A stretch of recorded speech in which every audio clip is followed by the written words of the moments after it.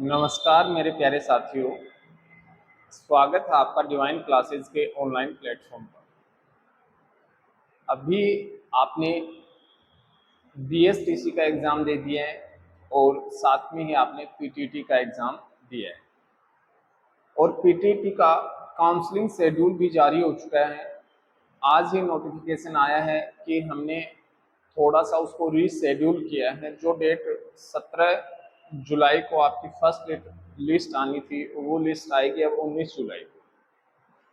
यानी कि आपकी कॉलेज आवंटन जो होगा वो 17 जुलाई को होना था, वो अब कितनी जुलाई को होगा? 19 जुलाई को। अब जैसे ही बच्चों ने बीएसटीसी पीटीटी का एग्जाम दिया और जो बच्चे पिछली बार सीईटी से वंचित रह गए थे, जिन्होंने सोचा था कि ऐसा थोड़ी होता है कि सरकार सभी भर्तियां सीईटी के अंडर ही करवाएगी, इसी का एक ताज़ा नमूना है कि आज से 2 दिन पहले महिला सुपरवाइजर की भर्ती का एग्जाम हुआ है और उसमें केवल 2000 बच्चे उपस्थित हुए हैं एग्जाम देने के लिए। यानी कि 57% बच्चे उपस्थित हुए और उपस्थित क्या हुए, ये मान के चलो कि 4200 पदों पर आवेदन आए थे। सॉरी, पद नहीं, 4200 आवेदन आए थे और 4200 आवेदन में से केवल 57% उपस्थित रहे। कारण ये था कि वो जो भर्ती है वो सीईटी के अंडर थी। अब राजस्थान के अगर बेरोजगार को कोई भी फॉर्म अप्लाई करना है तो उसको ये समझना पड़ेगा कि मुझे सीईटी किस प्रकार से निकालना है, मुझे सीईटी किस प्रकार से निकालना है। लेकिन बहुत से बच्चे क्या है कि उनको सही मार्गदर्शन नहीं मिल पाता और उस मार्गदर्शन के अभाव में उन्हें पता ही नहीं होता है कि सीईटी क्या है, क्या इसकी अहमियत है, कौन कौन सी भर्तियां इसमें शामिल की जाती है, कब सरकार इसका आयोजन करवाएगी, क्या इसमें सिलेबस रहने वाला है। तो इन सभी की चर्चा अपन करते हैं आज के वीडियो में। लगातार हमसे जुड़े रहिए और अपने सभी डाउट जो हैं उनको क्लियर कीजिए, ठीक है ना। तो देखो, राजस्थान सरकार ने कहा कि हम सीईटी का एग्जाम करवाएंगे और ये जो सीईटी का एग्जाम रहेगा इसको अपन बोलते हैं कॉमन एलिजिबिलिटी टेस्ट, यानी कि समान पात्रता परीक्षा। और ये जो समान पात्रता परीक्षा है ये प्रत्येक वर्ष होगी, सरकार ने ऐसा कहा था लेकिन हो नहीं पा रही है, और प्रत्येक वर्ष होगी और इसका जो स्कोर कार्ड जो होगा वो 1 साल के लिए मान्य होगा। अब इसकी कहानी समझो पूरी, क्या बातें हैं इसमें। इसमें 2 लेवल होते हैं। इसमें क्या होते हैं, सीईटी में 2 लेवल होते हैं। पहली बात तो आपको ये समझना पड़ेगा कि इसमें लेवल जो हैं उन लेवल में डिफरेंस क्या है। देखो, पहला जो लेवल है वो सीईटी होता है जिसमें अपन बोलते हैं ग्रेजुएशन लेवल।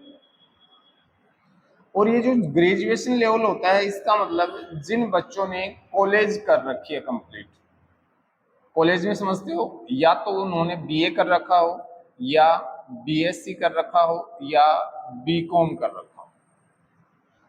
मेजर अपने बच्चे यही करते हैं, तो बीएससी बीकॉम या इन्होंने बी एक कंप्लीट कर रखा है वो बच्चे सीईटी ग्रेजुएशन लेवल का फॉर्म अप्लाई करें। और इसकी जो एग्जाम डेट है वो अधीनस्थ बोर्ड एग्जाम करवाता है। इनकी कौन करवाता है? अधीनस्थ बोर्ड। अधीनस्थ बोर्ड इनकी एग्जाम आयोजित करवाता है और अधीनस्थ बोर्ड ये कहता है कि हम इनकी एग्जाम करवाएंगे 25 से 28 सितंबर 2024 को।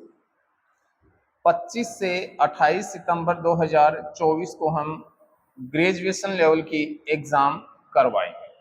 ये डेट जारी कर दी थी, है ना। अब देखो, दूसरा जो लेवल है वो आपका होता है सीईटी 10+2 लेवल। और इस लेवल में होता क्या है कि जिन बच्चों ने अभी रिसेंटली 12th पास की है वो बच्चे सीईटी 10+2 का एग्जाम दे पाएंगे। यानी सीधा सा है 12वीं पास जो बच्चे हैं वो बच्चे लेवल 10+2 वाला एग्जाम दे पाएंगे। और इसकी जो एग्जाम है, इसकी जो आपकी एग्जाम होनी है वो होनी है 23 से 26 अक्टूबर 2024। 23 से 26 अक्टूबर 2024। और ये एग्जाम डेट आपकी अधीनस्थ बोर्ड ने ही जारी की है, यानी दोनों लेवल की जो एग्जाम करवाएगा वो हम कहते हैं RSM SSB जयपुर जो है वो आपका एग्जाम कंडक्ट करवाता है। अब देखो ये बातें आपको समझ आनी चाहिए कि दो लेवल हैं, ग्रेजुएशन लेवल है और सीईटी लेवल है। ग्रेजुएशन लेवल में कॉलेज जिन्होंने बच्चों ने कर रखी है, कॉलेज का मतलब जिन्होंने यूजी कर रखा है, अंडर ग्रेजुएट जो बच्चे हैं यूजी कर रखा है, जिन्होंने यूजी कंप्लीट कर रखा है वो बच्चे फॉर्म अप्लाई कर सकते हैं। और जिन्होंने 10+2 यानी सीनियर सेकेंडरी कर रखा है उन बच्चों के लिए कौन सा है, सीईटी जो 10+2 का लेवल है वो वाला है। अब देखो सबसे पहला क्वेश्चन तो आपके सामने यही है कि सर अगर एग्जाम डेट आ चुकी है तो फॉर्म कब भरे जाएंगे। तो फॉर्म जो है वो कब भरे जाएंगे, ये आपका अभी अभी ये मान लो कि 20 जुलाई से 20 जुलाई से ये निर्धारित हो जाएगा आपका। 20 जुलाई से क्या है कि ये निर्धारित हो जाएगा 20 जुलाई से कि आपके फॉर्म कब भरे जाएंगे। 20 जुलाई से आपको कंफर्म हो जाएगा और 20 जुलाई से कंफर्म ये मान लो लगभग 60 ही हो जाएंगे, अधीनस्थ बोर्ड चालू कर देगा। और फिर भी मान लो अगर अधीनस्थ बोर्ड लेट हो रहा है तो कहीं ना कहीं हमारे मन में शंका आती है कि जो तिथि अधीनस्थ बोर्ड ने एग्जाम की जारी की है उन तिथियों पर एग्जाम करवा पाना संभव नहीं हो, ये भी हो सकता है। लेकिन मुझे जहां तक लग रहा है अधीनस्थ बोर्ड इसमें ज्यादा नहीं लेट करने वाला, तो 20 जुलाई 2024 से आपके लगभग फॉर्म शुरू होने चाहिए। संभावनाएं तो यही कह रही है, यानी कि आगे जो हमारा सोमवार आएगा, सोमवार से आपके लगभग मैं चाह रहा हूं कि आपके फॉर्म स्टार्ट हो जाए। अब ये रहेगा कि सर अगर फॉर्म स्टार्ट हो गए तो इसमें प्रश्न कितने आते हैं, ये जो पेपर होगा इसमें प्रश्न कितने होंगे। बेटा इसमें प्रश्न होंगे आपके 150। तो सर क्या नेगेटिव मार्किंग होगी, क्या नेगेटिव मार्किंग होगी? तो इसमें आपके नेगेटिव मार्किंग नहीं होगी, यानी कि क्या नेगेटिव मार्किंग नहीं होगी। प्रश्न कितने होंगे, 150। प्रश्न कितने होंगे, 150। नेगेटिव मार्किंग नहीं होगी। तो सर अंक कितने हैं, अंक कितने हैं? तो अंक देखो 150 प्रश्न है, प्रत्येक 2 अंक का, इसका मतलब 300 आपके अंक हैं। 300 आपके अंक हैं टोटल। कुल अंक जो हैं वो कितने हैं, 300। अब देखो समझो, इन 300 में से सर हमें कितने लाने हैं कि हम क्वालिफाई हो जाएं। पीछे रखा था 15 गुना बच्चों को पास करेंगे, लेकिन अब की बार वो ऐसा कोई सिस्टम नहीं है। अब की बार की जो संभावना है वो है 40% अंक। कितने अंक हैं, 40%। सीधा सा है, 40% अंक आपको लाने ही पड़ेंगे। ठीक है, तो सीधा सा आप टारगेट ये रखो ना कि मुझे कुल अंक जो हैं, कुल अंक जो हैं वो मेरे कितने हैं, 300। अब मुझे कितने चाहिए, मुझे लाने हैं, तो मुझे कितने लाने हैं, मुझे लाने हैं 200 प्लस अंक। कितने अंक लाने हैं, 200 प्लस अंक। सरकार की नीतियां हैं, क्या पता 40 की जगह 50% भी कर दें। तो मुझे अंक कितने लाने हैं, मुझे अंक लाने हैं सर 200 प्लस अंक। अब ये जो 200 प्लस अंक लाने हैं तो मैं कैसे लेके आऊं, तरीका क्या हो मेरे सामने, मेरे सामने तरीका क्या हो। क्योंकि बच्चे देखो, लगभग जो बच्चा 10+2 पास आउट है, जिसने ग्रेजुएशन कर रखी है, सब बच्चे एग्जाम देंगे और सब बच्चे लगभग तैयारी भी करते हैं। लेकिन हमारे पास ऐसा कौन सा स्मार्ट तरीका है जिससे हम ये जो जादुई आंकड़ा है 200 प्लस अंक वाला ये छू पाए। तो मैंने देखो पीछे जो आपके एग्जाम हुए उन एग्जाम में मैंने एनालिसिस किया कि देखते हैं आपका जो सिलेबस है उस सिलेबस में कौन सा पार्ट कितने परसेंट लेकर जा रहा है। चलो इस पर अपन डिस्कस करते हैं, है ना। देखते हैं, ये आपके टोटल सब्जेक्ट हैं, ये आपके टोटल सब्जेक्ट है ना। तो सबसे पहला जो पार्ट है आपका, सबसे पहला जो पार्ट है उसमें आता है भारत का भूगोल। सबसे फर्स्ट नंबर पे कौन आता है, भारत का भूगोल। फर्स्ट पारी में पिछली बार टोटल 9 प्रश्न आए थे और सेकंड पारी में 5 आए थे। सेकंड पारी में 5 आने के बाद थर्ड पारी में 7 आए और फोर्थ पारी में 8 प्रश्न आए। इसका मतलब ये हुआ कि आप ये समझ के चलो, इसका मतलब आप ये समझ के चलो कि आपके जो भारत का भूगोल है उसमें प्रश्न आने हैं 10। कितने प्रश्न आने हैं, 10।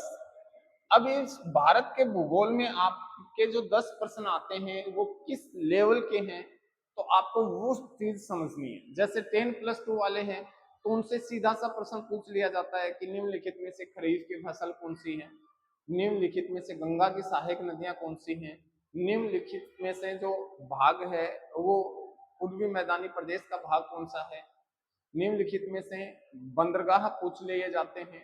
तो जो सामान्य जानकारी है वो आपकी भारत की पूछी जाती है ना। तो ज्यादा डीप नहीं जाना है।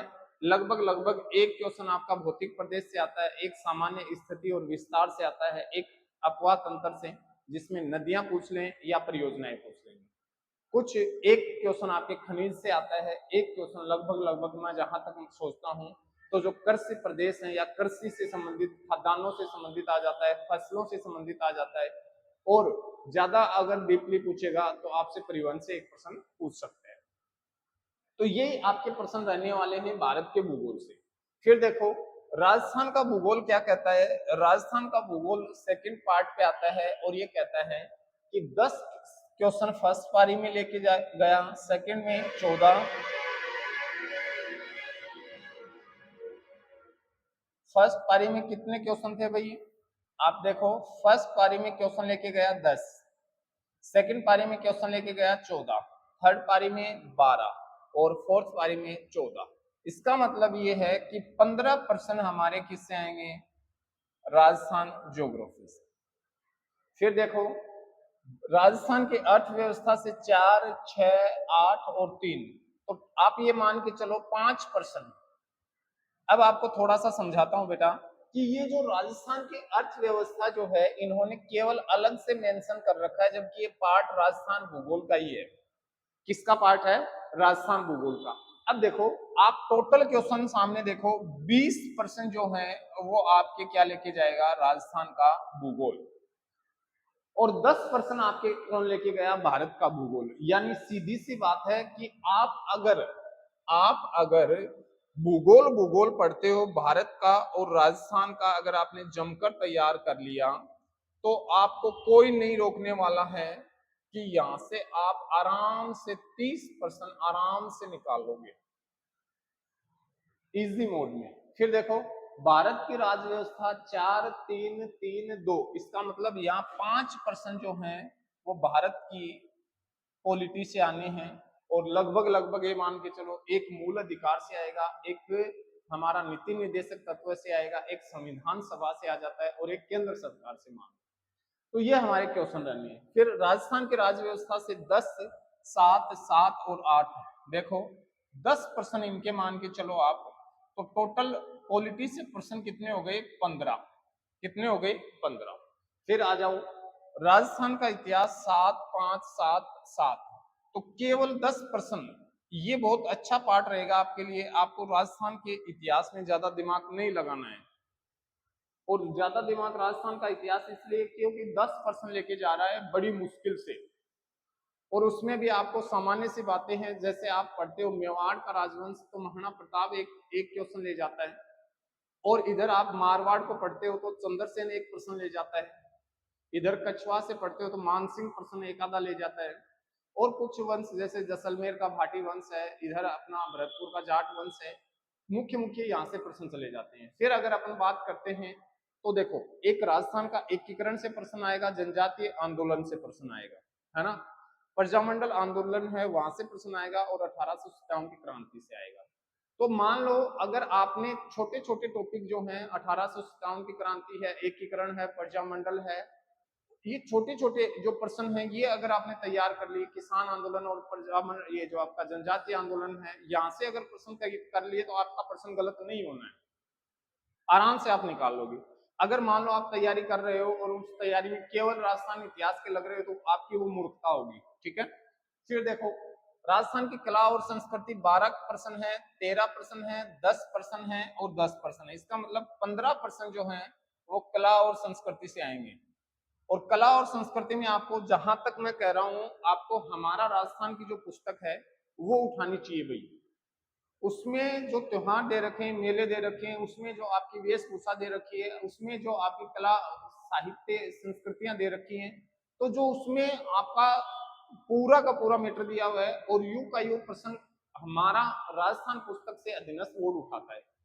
तो आपको मोटी मोटी गाइडों के पीछे नहीं पड़ना है, और कोशिश मैं कर रहा हूं कि जल्द ही अपन एक शुरुआत करेंगे, जैसे ही अपना जिला दर्शन कंप्लीट होता है अपन शुरुआत करेंगे कक्षा 6 से 10वीं तक की हमारा राजस्थान पुस्तकों को पूरा करने की, है ना। फिर देखो, हिंदी से क्वेश्चन आने आपके, हिंदी से 14, 13, 12 और 13, इसका मतलब 15 प्रश्न आपके हिंदी से आने, बिल्कुल आसान शब्दों में ये प्रश्न मिलेंगे। अंग्रेजी से भी आपको 10, 11, 12 और 11, इसका मतलब 10 प्रश्न ये मान के चलो आपके अंग्रेजी से आने। फिर आ जाओ दैनिक विज्ञान से 20, 20, 22 और 20, बहुत बड़ा पार्ट रहने वाला है दैनिक विज्ञान का, है ना। और इस दैनिक विज्ञान में भी आपको थोड़ा समझना पड़ेगा कि दैनिक विज्ञान में अपन 3 सब्जेक्ट पढ़ते हैं, एक फिजिक्स, एक केमिस्ट्री और एक बायो, और सबसे ज्यादा क्वेश्चन लेके जाता है आपका बायो। कौन लेके जाता है? बायो। तो बायो को आप बहुत अच्छे से पढ़ना है भाई, है ना। तो 20 प्रश्न आपके क्या रहेंगे दैनिक विज्ञान से। फिर आ जाओ आप, हमने कहा ये जो सब्जेक्ट है गणित, गणित 19, 18, 18 और 19, यानी कि 20 प्रश्न जो हैं वो आपके रहने वाले हैं किसके? गणित के। फिर आ जाओ आप रीजनिंग, तर्क शक्ति, है ना। तर्क शक्ति का जो पार्ट है वो आपका रहना है 6, 7, 7 और 7, इसका मतलब आप ये मान लो 5 प्रश्न आपके रीजनिंग के हैं, इसमें आपको ज्यादा समय नहीं देना है।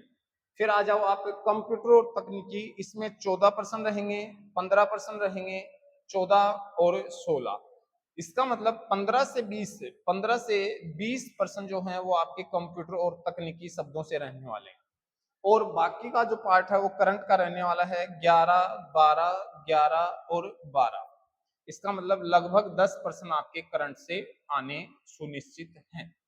ये आपका शेड्यूल है। अब देखो, इसमें आप समझो कि आपको कैसे कैसे समय देना है, खुद को समय कैसे देना है, और कैसे कैसे क्या तैयार करना है अगर आपको सिलेक्शन निकालना है तो। देखो समझो इस चीज को। सबसे पहली बात है कि आपको भूगोल तैयार करना है। आपको क्या करना है? भूगोल तैयार करना है, और इस भूगोल में भारत का और राजस्थान का, और साथ ही इसी का जो पार्ट है ये है अर्थव्यवस्था। यहां से आपके क्वेश्चन कितने जाने हैं टोटल? ये मान के चलो आप 30 प्रश्न आपके रह गए, 30 प्रश्न। फिर आ जाओ आप राज व्यवस्था, एक बार इस पार्ट को छोड़ दो, इतिहास को छोड़ दो, संस्कृति, तो संस्कृति से आपके क्वेश्चन आने हैं 15।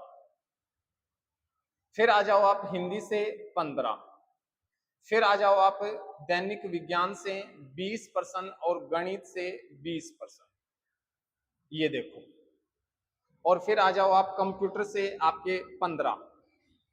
तो देखो 20, 20, 40, 20 और 20 40 और 30 70 और 30 100 और 115। अगर आप मजे से तैयार करोगे इन सब्जेक्टों को, यानी कि खुद को समय ज्यादा दो भूगोल के लिए, उसके बाद आप समय दो राजस्थान कला व संस्कृति के लिए, फिर हिंदी के लिए, फिर साइंस के लिए, फिर गणित के लिए और फिर कंप्यूटर के लिए, सबसे ज्यादा समय पढ़ने सारे हैं, पढ़ने सारे हैं, लेकिन आप ये तैयारी करके चलो कि मुझे 150 में से 110 क्वेश्चन एकदम सही करने हैं, बिल्कुल एकदम से सही करने हैं। और मान लो जब आपने ये इतने सारे सब्जेक्ट तैयार कर लिए तो जो भर्तियां आ रही हैं, अब बहुत से बच्चों के दिमाग में ये भी रहता है कि सर इनमें अगर हम क्वालिफाई हो गए तो भर्तियां जो आएंगी वो कौन कौन सी भर्तियां होंगी जिनमें हम फॉर्म अप्लाई कर सकते हैं। तो कल 2 दिन पहले ही ये मान के चलो अधीनस्थ बोर्ड से एक जवाब आया है कि पटवार की जो भर्ती होनी है वो भर्ती आपकी सीईटी के अंडर होनी है, यानी कि पटवार के फॉर्म आने लगभग लगभग 1600 कुछ पदों पर हैं। तो 1600 जो पद हैं ये भरे जाएंगे सीईटी के अंडर। किसके अंडर भरे जाएंगे? सीईटी के अंडर। उसके बाद अगर आप बात करते हो एलडीसी के फॉर्म हैं, इसके बाद आप छात्रावास अधीक्षक, छात्रावास अधीक्षक के जो फॉर्म आते हैं। इसके अलावा अगर आपको बताऊं सबसे बड़ी भर्ती है पुलिस। कौन सी है? Police constable. और पुलिस कांस्टेबल की जो भर्ती है वो भी इसी के अंडर होनी है। और वीडियो, वीडियो की जो भर्ती आती है वो भी इसी के अंदर होनी है। यानी राजस्थान की जो भर्तियां होंगी वो सारी की सारी किसमें होंगी? सीटी के अंडर होंगी। तो आप समझ लो, आप समझ लो कि आपको बड़ी रणनीति के साथ आपके पास ये मान के चलो टाइम बचा है 15 दिन आपके पास जुलाई के हैं, फिर आपका अगस्त पूरा है और फिर आपका सितंबर, और सितंबर का 25 और 30 दिन अगस्त के। तो 25 और 15 कितने हो गए आपके पास? 40 और 30 70, यानी कि 70 दिन बचे हैं आपके पास। 70 दिन जो कि ग्रेजुएशन लेवल से है। और जो 10+2 लेवल से हैं वो मान लो कि सितंबर के बाद अक्टूबर, तो उनके पास आप 30 दिन और लगा लो, 100 डेज, 100 दिन उनके पास है। तो 100 दिन में आपको तैयारी करनी ही पड़ेगी। ग्रेजुएशन वाले बच्चे तो फिर भी एग्जाम दे चुके होते हैं तो उनको पता होता है कैसे प्रश्न आते हैं, किस प्रकार से आते हैं। लेकिन जो 10+2 वाले जो बच्चे होते हैं, 12वीं पास जो बच्चे होते हैं, वो एकदम से फ्रेश होते हैं, रिफ्रेश होते हैं। उनको पता ही नहीं होता है कि कैसे आपके एग्जाम में प्रश्न आने हैं और क्या पैटर्न रहेगा। वो गलतियां इस प्रकार से कर देते हैं कि आते हुए प्रश्न भी वो गलत कर जाते हैं। तो ये आपका पैटर्न रहना है। एक बार फिर समझो इसको। हमने कहा कि देखो सीटी का जो एग्जाम होना है वो सरकार ने कहा हर साल करवाएंगे, और इसका जो आपका स्कोर कार्ड होगा, इसका जो आपका स्कोर कार्ड होगा वो केवल 1 साल के लिए, 1 साल के लिए वैलिड होगा, फिर वो स्वतः ही निरस्त हो जाएगा। फिर समझो ये जो सीटी है ये 2 लेवल पे होती है, एक ग्रेजुएशन लेवल पे और एक 10+2 लेवल पे। कौन करवाता है? अधीनस्थ बोर्ड जयपुर इसका एग्जाम करवाता है। फिर जो सीटी ग्रेजुएशन लेवल की एग्जाम है वो 25 से 28 सितंबर को होनी है, और सीटी जो 10+2 लेवल है ये 23 से 26 अक्टूबर को एग्जाम होना है। अब हमने देखा कि कहां से फॉर्म कब तक आ सकते हैं, कितने प्रश्न आएंगे, कितने अंक होंगे, ये सारी बातें हमने देख ली। और हमने कहा ये आपका कंप्लीट एनालिसिस किया है हमने पिछली पारियों में कि किस सब्जेक्ट का प्रतिशत ज्यादा रहता है और किस सब्जेक्ट को आपको समय ज्यादा देना चाहिए। इसी के साथ आप बड़े आराम से तैयारी कीजिए। हमने एक बहुत अच्छी सीरीज चालू कर रखी है राजस्थान जिला दर्शन, उसके आप नोट्स बनाइए। आपका राजस्थान का जो जीके है वो लगभग 80% जो है वो जिला दर्शन की क्लासों से कंप्लीट हो जाएगा। और उसमें भी अगर कोई कमी रहती है तो वो कमी हम पूरी करेंगे। किसमें करेंगे बताओ? हम करेंगे कि हमारा राजस्थान, हमारा राजस्थान और हमारा राजस्थान जो पुस्तक आती है जो हमारी स्कूलों में चलती है, उसमें पुस्तकें चलती हैं अपने, एक चलती है कक्षा 6 में, एक चलती है कक्षा 7 में, एक चलती है कक्षा 8 में, और एक 9 में, और एक चलती है 10 में। ये 9 और 10 वाली जो है ये पुस्तक हमारा राजस्थान के नाम से नहीं चलती है, बिल्कुल छोटी छोटी पुस्तकें आती हैं, तो अपन साथ में कंप्लीट करेंगे इनको 9 और 10 वालियों को भी, है ना। तो मेरा टारगेट ये रहेगा कि इसको अपन ऑब्जेक्टिव मोड में, यानी कि आप अपनी तैयारी करते रहो, साथ में अपन ये भी तैयार करेंगे कि इनसे कौन कौन से प्रश्न बनेंगे जो कि ऑब्जेक्टिव मोड में अपन चालू करेंगे। और आपके एग्जाम से लगभग लगभग ये मान लो 20 दिन पहले अपन ये सीरीज चालू कर देंगे। उससे पहले आपके लगभग पूरे संभाग और पूरे आपके जिले पूरे हो चुके होंगे। तो इसी के साथ हम विदा लेते हैं। मुझे उम्मीद है कि आपको ये जो वीडियो बहुत अच्छा लगा होगा, और बहुत अच्छा अगर आपको लग रहा है तो आप अपने दोस्तों के साथ इस वीडियो को खूब शेयर कीजिए और चैनल को सब्सक्राइब कीजिए, है ना। और लाइक भी कीजिए भाई, है ना, दबा के लाइक कीजिए। इससे हमें एक बहुत अच्छा फील होता है और हमें उम्मीद मिलती है, हमें प्रशंसा होती है कि आपको हमारी जो मेहनत है वो इतनी पसंद आ रही है, और हम इससे भी अच्छी मेहनत करने को अग्रसर होते हैं। इसी के साथ हम विदा लेते हैं, और अच्छे से अपनी पढ़ाई कीजिए। जय हिंद दोस्तों।